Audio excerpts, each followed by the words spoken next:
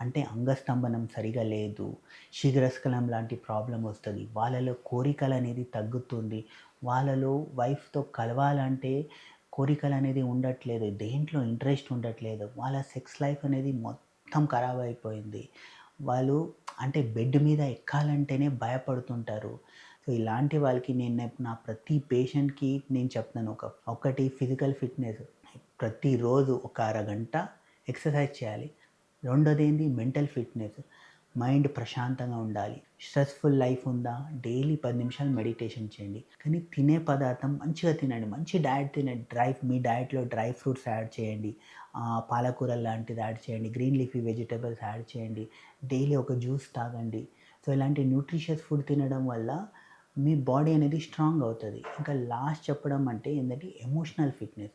Emotional fitness అంటే మీ partner, మీ భార్య లేదా మీ హస్బెండ్, మీ లైఫ్ పార్ట్నర్‌తో ఒక మంచి రిలేషన్‌షిప్ ఉండాలి. మంచి బాండింగ్ ఉండాలి. రోజు పొద్దున్నుంచి రాత్రి వరకి గొడవలే ఉన్నాయనుకోండి, రాత్రి బెడ్ మీద ఎక్కినంక మూడ్ ఎక్కడొస్తది? అస్సలు రాదు. సో, హస్బెండ్, వైఫ్ అనేది మంచిగా ఎమోషనల్ ఫిట్‌నెస్ ఉండాలి. ఎమోషనల్ బాండింగ్ బావుండాలి. ఆ బాండింగ్ బావుందనుకోండి, ఆటోమేటిక్‌గా మీ ప్రాబ్లమ్ అనేది సాల్వ్ అవుతది. మీ సెక్షువల్ లైఫ్ అనేది బావుంటదండి.